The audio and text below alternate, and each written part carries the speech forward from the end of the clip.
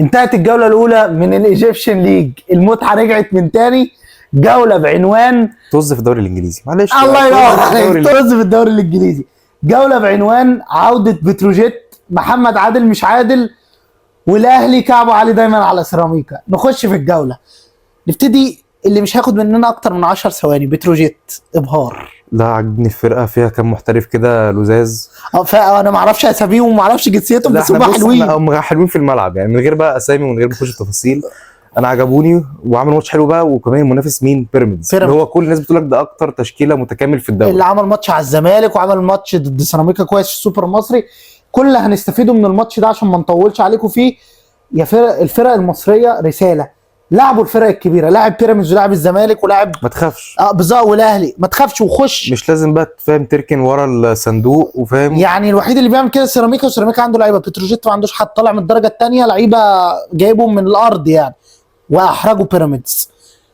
لعبوا الفرق. نخش بقى على مين؟ الفارس الابيض. الفارس الابيض.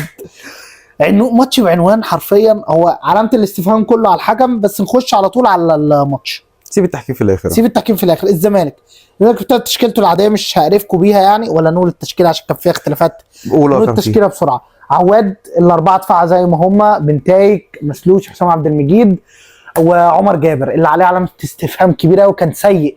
اطلع قدام اعظم خط نص دخل في تاريخ نادي الزمالك. خلاص انا قررتها امبارح كده. عبد الله السعيد، دفاع شغال، هجوم شغال، بس انا نكمل التشكيله. بونا لاعب شغال، لا كله شغال، ده هيقف جون شويه، هيقف جون يا اسطى. شحاته لا حول الله ولا قوه جاي له. اطلع قدام ثلاثه. زيزو الف سلام عليه. في القلب ناصر ماهر، بس هجيله برضه. محمد حمدي هجيله، انا هقعد اقول هجيله كتير. في الهجوم عمر فرج. بص الزمالك مع جوميز دايركت فوتبول، كوره مباشره جدا. يعني لو الكوره من عند الباك اليمين للباك الشمال هيقف.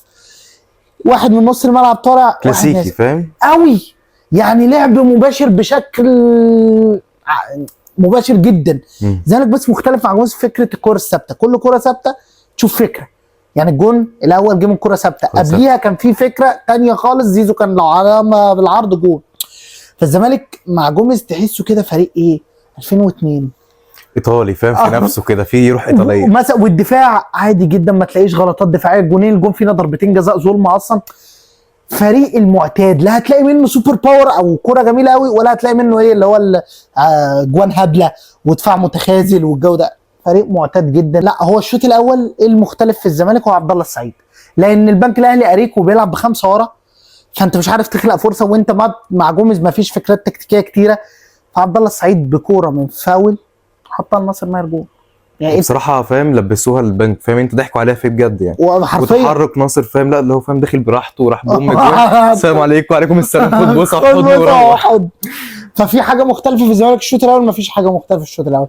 الزمالك مختلف في الشوط الثاني بقى، مختلف كوحاشه، كقله ادب، بعيدا عن الحكم. هتكلم على الحالات التحكيميه. ايه اداء المسلوسي؟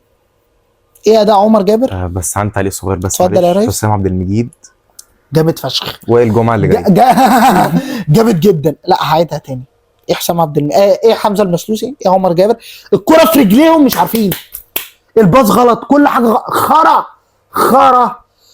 طبعا نص الملعب شحاته لا حول ولا قوه، لان هو مش مركز 6، وحتى في 8 ما بشوفش مثلا شوطات، ما بشوفش باصات. انا مش عارف ماله الواد. هو حقيقي لا وحش جدا. انا مش فاهمه.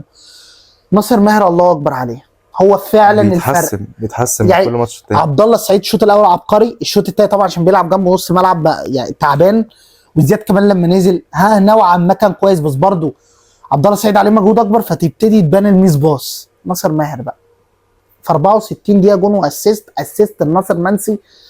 اقسم بالله لو انا احطها مديها له، بص تحفه حلو جدا والله فشيخ. ناصر ماهر بعدها اتصاب وطلع، فبان بقى ايه العفانه الكرويه بتاعت الزمالك. ما هو نزل مكانه مين يا ريس؟ سيف الدين الجزيري ولا مش الجزيري؟ ما شاء الله. لا نزل مكان ناصر ماهر والله ما فاكر. مش هتفرق. ما هو مشكله، عارف انت بحس دايما كره الزمالك اللي هي دايما لازم نص الملعب فاهم يكون جامد. هو فاهم هو اللي بينقل، هو اللي بيحرك. لما تطلع ناصر ماهر خلاص. فاهم ناصر ماهر بيرحل، وعبد الله اكيد بعد الدقيقه 70 بتلاقيه بيشحر، مع انه ذكي بيعرف يقسم مجهوده. بالظبط. لا ما هو بيعرف يقسم مجهوده. لو جنبه دونجا يعتمد عليه. ده شحاته وزياد كمال دول لا يعتمد عليهم. ممكن نتكلم على دلوقتي الفلسطيني منه بقى، على الفلسطيني علشان منه أنا عمر عندي- فرج. عشان من الاعلام، لا معلش، الاعلام امبارح كله والمعلق يقول لك بصوا على عمر فرج واسامه فيصل. حضرتك ده لعيب طول حياته في السويد و22 سنه، واول شوط يجي يا جدعان بالله عليك مش هيذبح اللعيبه، ولقيت جمهور الزمالك بيهاجمه، ما نذبحش اللعيبه، نصبر. بص هو مش مظلوم في حته ومظلوم في حته، لان هو دايما لما تيجي تتكلم عليه مهاجم فلسطيني فانت بتبص لمين؟ وسام على افتكروا فكره وسام. وسام اول ماتش جاب جونين كانت بلديه المحل غير بنك الاهلي. اللمسه كانت بتفرق. حضرتك والله قعد كذا مره دكه المودست معاك. لا في لا الاول صح معاك. يعني اخد. لا بس انت بقى فاهم اللمسه بتختلف، يعني بذمتك اول ماتش مع اول لمسه لوسام كنت جاب جونين اصلا ماليش دعوه بس حتى بلديه بالجوان، المحله. لكن لا التاثير التحرك، كان كل الناس بتقول لك تحركه جامد، الضغط. انت عمر فرج نقط الخطوره ما بلاقوش فيها، يعني انا معاك فيها. في كوره كان بعيد جدا طب دي بتاع مثلا جايه من جوميز ان هو يطلع من البوكس يخش مثلا وينج يمين او شمال، ده جزيري نفسه ما بيعملش كده، جزيري كان بيبقى البوكس وبينزل تحت انا شويه. كلامكم ده متفهمه، بس انت ما ينفعش تذبح اللعيب. مش بيذبح، اصل ده ماضي معاك 4 سنين وبيتعامل كمصري مش محترف. نصبر يا جدعان، ده شوط. هو لازم لا هنصبر، يعني هو ما لعبش. يعني انت سيف الدين الجزيري اديته كام ماتش؟ ناصر منسي اديته كام ماتش؟ ناصر منسي ده قبل ماتش الاهلي السوبر الافريقي ده الزمالك كويس بيشتغلوا فيه، كنا هنبيعه. بالله عليكم يا جمهور الزمالك نصبر. نيجي بقى للتاني البولندي، ما نصبرش بقى. ده عارف ليه؟ ايه الفرق بين كونراد وعمر فرج؟ عمر فرج انا بدافع عنه، محسوب لعيب مصري مرتبه صغير، ده اولا. ثانيا بقى عمر فرج لو بصيت عليه في الباصات والاستلامات بيعرف يباصي ويستلم، ما عملش ميس باص. كابتن كونراد في ماتش الاهلي، في ماتش بيأسس في ماتش امبارح الباص مش عارف، ما عملش غير كوره عدله في الدقيقه 82. كوره عدله في الدقيقه 82 ده فجر، ده اسمه فجر، ده ما في اسموش غير كده. انت فاهم، انت عصبيتك دي انا متفهمها عشان هو المبلغ اللي بياخده والمكان. المبلغ اللي بياخده. زيزو اتصاب، الف سلامه عليه. كونراد هيلعب مكان زيزو اللي هو مكان كونراد الاساسي لمده ماتشين 3، ورب الكعبه لو على الاقل الباص ولا العرضيه ما عملهمش صح، ده اللي هيدافع عنه، انا مش هسيبه بقى. ما انت جاي بولندي برضه، ايه اللي يا عم انا ماليش دعوه باداره الزمالك، هنيجي لصفقاتها. اخر حاجه عايز اتكلم عليها، في شويه تخلف حصل في اخر الماتش انا لازم اتكلم عليه. طبعا فتوح الحمد لله على السلامه، اداء مذهل، بس انا عايز اتكلم عن حاجه حصلت في الشوط الثاني. البنك الاهلي اتعادل في الدقيقه 77، راح عمل ايه؟ نزل سيف الدين الجزيري، بقت تلعب بسيف الدين الجزيري وناصر منسي، اثنين مهاجمين. يعني تعمل ايه يا مصري؟ كرة عرضيه وطويله، كرة عرضيه اهي، وانت ما عندكش وينجات تجري. الف الكوره اول عرضيه معموله في الدقيقه 89، 10 دقايق بنعبس، انت كنت هتخرج متعادل. اول كره عرضيه كانت خطر، تاني واحده خدت منها البلن. شوف يعني كنا عملنا كده كان ما جاليش السكر اللي جالي امبارح. ابوس رجليكوا جهاز الزمالك اللي بره، لما ننزل 2 رصاد حرب هنعرض. احنا مش مان سيتي هنقعد نباصي فوتبول جيم بزياد كمال ومحمد شحاته. حلو، ندخل على اخر حاجه الحالات التحكيميه عشان ما نطولش على الناس في ماتش الزمالك عشان زودتها قوي. ضربه جزاء الاثنين بتوع البنك الاهلي مش ضربتين جزاء، بكل امانه بقى يا ريس بقى. وبتاعت ناصر منسي مش ضربه جزاء، فاول على ناصر منسي من قبليها، بس حسام عبد المجيد ليه ضربه جزاء 100% في الدقيقه 7. ده من وجهه نظري. عندك راي غير ده؟ انا معاك 100%، بس ضربه جزاء بتاعت البنك الاهلي لا سوري بتاعتك انت بتاعت الزمالك اللي فيها لمسه يد. في ناس بتقول ان هو كده لمسه يد، واي لمسه جوه البوكس لازم تتحسب، بس في معطيات او فاهم ايه المعطيات، المشهد الكروي اللي احنا شفناه ده لا يعني ناصر منسي نازل هوب حاجه غريبه يعني، مش عمرنا ما شفناه يعني، حتى ولا حاله غريبه فاهم. بص اقول لك حاجه، لو ما كانتش حسب ضربتين جزاء البنك الاهلي دول والماتش 2-2 ودي اتحسبت، لا ده ظلم. لكن معلش احترامي ماتش مش ضربه جزاء بس محسوب ضربتين جزاء البنك الاهلي، فضيحه. إيه ما لمسناهوش وبيقع بيحسب. محمد عادل ده اخره محاسب في بنك. بص انا مش عايز انقد على التحكيم في اول جوله يعني، بس فاهم لو ليه اخطاء هو ليه اخطاء، مش لازم نقول بقى هو بيطبل بس هو يعني هو ما اداش الماتش الزمالك، انا اسف، لان اصلا في ضربتين جزاء علينا ظلم، كان زمان 2-0 وخلصت يعني. يعني مش ما جاش على حساب حد يعني. احنا طولنا في الزمالك قوي، نخش بقى على مين؟ الغندور الاحمر، مكانك بقى النسر الاحمر. عم يوسف ايمن المايك وقع باين وراح فين. بص ناخدها تاتا. الاهلي بدا ايه قدام سيراميكا؟ بص سيراميكا برضه لازم نعملها معامله زي بتروجيت، سقفه كبيره، فريق تحت قياده ايمن الرمادي. لا فرقه تانية، فرقه اوروبيه ممكن نقول عليها كمان، تبني لعب من تحت. مش بتعمله باحسن جوده يعني ممكنه، لكن فاهم في الامكانيات اللي هي بتاعتها لا ممتازه. صح، تنوع في اللعب، مفاتيح اللعب نفسها في كتير يعني. ايه قندوسي وفخر اللقاي، زلاكا يا انت شفت زلاكا؟ ده يجي ده مكان كراد، ده يحترف فشيخ. يحترف لا يجي عادي. عند الزمالك ده، يجي مكان كراد عايزه بالله يحترف عليك. لا يحترف عادي جدا. شفنا مستوى مش ناقصه كتير، بس لا عنده الاساسيات الكوره عاديه ناقصه يعني. كتير بالنسبه لايه؟ للعيبه اللي بره، مش بالنسبه لمصر. بالنسبه لمصر لا فشيخ. يعني برضو ما هو يعني بمستوى ده يلعب في الزمالك هيبقى زي شلبي مثلا. لا يا راجل لا. يعني فاهم بيضيع، ما هو بيضيع بيضيع عيبه يعني إنه فاهم بيضيع. مهاري وكل حاجه، لكن هو ناقصه مثلا حته زي الفينش، حته زي ان هو فاهم يعرف يبص للملعب. يعني طلع لي الشناوي ما يعملها لوب مثلا، يعني في لا كذا لا كوره اتوتر وقف. فاهم هو بيتوتر. ممكن ده حكم السن، حكم السن. نخش على الاهلي. الاهلي ابتدى فاهم لو هنقول التشكيله، هي التشكيله اللي نهى بيها مباراه العين. بس يوسف ايمن بس كده. يوسف ايمن، رامي ربيعه، يحيى عطية الله. الناحيه الثانيه اكرم توفيق كراميلا. نص الملعب كوكا. انت شفته؟ انا ما اعرفش. ما اعرفش، بيقولوا اتزنق في المواصلات ورب يعني. الكعبه انا ما بهزر، انا في الدقيقه 40 بقول له كوكا في الملعب، انا كنت بهزر. في دقيقتين كاملين من 42 ل 44 ما لمس فيهم الكوره، احنا فاهم بصينا عليه بس سيبنا الماتش بقى بفهم الناس دي كلها وانا نبص على كوكا. كوكا، مروان عطيه، امام، طاهر وبصوا على طاهر يا اخوانا. وسام، والناحيه الثانيه حسين الشحات. عمل ماتش كويس. عمل ماتش كويس، بالذات في الشوط الاول شفنا فاهم ضغط في اول دقيقه، في غلطه جت. هي دي سيراميكا عشان بيبنوا من تحت، بيبنوا من تحت فبيغلطوا. فاهم، وانت برضه الضغط بتاعك بيبقى غشيم في الاول بالذات. بالظبط. وسام وراهم طاهر، دول الاثنين لوحدهم اصلا دول غشام في الضغط. صحيح. خطأ اول عملوه في التحضير للاعبي السيراميكا، ما استفدناش منه بشكل كويس. راح على طول بقى يا دوبك الكره اللي بعدها على طول غلط، وراح حسين الشحات بدل ما يباصي لا راح شاط، وبصراحه جون حلو يعني. سيراميكا بقى. لا ايه بقى وجهه نظرك في فكره ان برضو نفس ماتش السوبر المصري الاهلي خطف جون في غلطه، بعد كده نص ساعه من العفن الكروي الاهلي لغايه ما سيراميكا يتعادل، ده ايه سببه؟ حلاوه سيراميكا، مش عارف اقول ان وحشه من الاهلي. في كام عنصر، ودايما الكلمه دي بقولها، ان كل الكوره بتاعت كولر 3 أو 4 عناصر لو هما مش في حالتهم الماتش هيبوظ منك. عندك مثلا كوكا، امام مش في حالته قوي، انت شفته مثلا في دقيقه 30 بدأنا نشوفه من شوطه. صح. ففاهم دي المشكله، لكن سيراميكا بقى هي اللي حلوه. دي بالنسبه لي بتضرب خطوطك اصلا، الخط النص خط الدفاع بتاعك بيتضرب ببسطين. زلاكا مع سرعاته مع بن فخر اللقاي، حاجه بيلعب على يوسف ايمن، حاجه صعبه قوي. يوسف ايمن لا داخل يعني الجبهه دي بقى، معلش نمسكها شويه نحللها بقى، معلش سيبك من الماتش نحلل الجبهه بتاعت يوسف ايمن واكرم.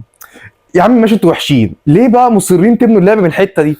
الشناوي يمسك مثلا يدور فين اكرم، فين اللعيب السوبر ستار اكرميلا يلا ودي يا اخوانا مش هينفع كده. وفاهم كراميلا يمشي بيها خطوتين يتقطع، لا اما فاهم ايه خرجها اوت، او يديها ليوسف ايمن، يديها لزلاكا يروح فاهم. يوسف ايمن بقى الكره جايه له استلمها وباصي، لا بيقوم مستقبل بظهره فاهم انت، يستقبلها بظهره يقوم ضاغط عليه يغلط فيها. طب انت عايز ايه؟ طيب هتوصل لايه ده؟ المره الوحيده اللي بصها بسرعه اداها لزلاكا. ففي الاخر احنا فاهم برضو العفن اللي انت بتقوله ده، يعني لازم كان سيراميكا تجيب جول. ضربه جزاء انا شايفها بصراحه مستحقه، كانت في الاول ما كانتش باينه، لكن لا نفس حته نقطه ضعف بتاعت اكرم، وباينه قوي ان سيراميكا بتلعب عليها الحته دي. صحيح. اكرم ويوسف ايمن يعني. فبس بعدها بصراحه بعد بقى شويه قرف بقى من خط النص بتاعنا على اكرم توفيق، عمل كام غلطه، لقينا سيراميكا كانت لازم تجيب جون بصراحه. غلطه من اكرم توفيق، فاول بصراحه، وضربه جزاء يعني ما فيهاش اي حاجه، قصدي ما فيهاش اي حاجه، ما فيهاش اي اعتراض يعني. ضربه جزاء وبصراحه مستحقه، ضيع كام كوره اصلا قبل ضربه الجزاء. صحيح. فندم. ندم ندمه جامده يعني، عمل كذا كوره حلوه فاهم، الجون اللي يجي من ضربه جزاء يعني. فبعديها راح بعدين حبه حلوين بقى، ضربه حره عشان كده قلت لك كعب الاهلي عالي على سيراميكا عالي، وفي نفس الوقت فاهم وسام كذا مره يعمل فاول حلو يعني. مره في الزمالك ما خليناش نتخانق، شايطها في النص وجايه ماشي يعني، جت في زلاكا يعني. بالظبط. الشوط الثاني بقى خبريه انا اسكت بقى. هو عمل حاجتين اللي احنا قلنا عليهم، نزل بدل كوكا قفشه و اسمه عبد الفتاح بدل يوسف ايمن، ظبط الجبهه المعفنه بقى اللي كانت بقى النكسه دي بقى فاهم. قفشه كوره ودى طاهر ودى وسام، بوم حتى حلو قوي بصراحه وسام. وبعد كده دب 5. اقول لك حاجه، ده الفرق بين الفريق الكبير اللي عنده شخصيه وراه جماهير لما بيروح بيجيب. لا سيراميكا بقى عمال يضيع. وبصراحه لا الفكر نفسه بتاع اللعيبه اتغير بعد ما نزل قفشه، يعني بدل ما انت عمال تلعب 2-6 ليه 2-6 يعني في ماتش زي ده بتاع سيراميكا يعني. هي سيراميكا عاملين نشكر فيها من اول الحلقه مش عارف ايه، بس مش الهوبا يعني 5 يا راجل 5. فلا بصراحه ما عجبنيش حته 6 2-6 دي، على مثلا لما اقول لك تلعب ريال مدريد يعني، لكن 5-6 مش 6 بس بالظبط. فبس يعني هو لازم نشكر في كولر. ليه؟ انت الدقيقه 70 كانت 5، فالراجل غير الغلطات وعمل كل حاجه صح. مدرب كويس، مدرب كويس. لا مش جايين نقيم كولر. عايز توجه اي حاجه ولا كده حلوه قوي على بس مش محتاج هتتكلم على فريق كسبان كان الجون الخامس بس احنا عمالين نقول ايه يعني. انا شايفها انها فيها فاول وزمزه. انا وهو بنتفرج لما الحكم راح للفار قلنا هو جابوا الفار ليه؟ 100% فاول. لقينا رجع جون سنتر يا ابني. ايه يا اسطى ده؟ هو كاس اللعب يعني في لعب خشن صح كده؟ المفروض ده متاح في الدوري المصري. يبقى بتاع بنتايك امبارح ازاي تتحسب؟ ده عمل له كده ضربه جزاء يا جدعان.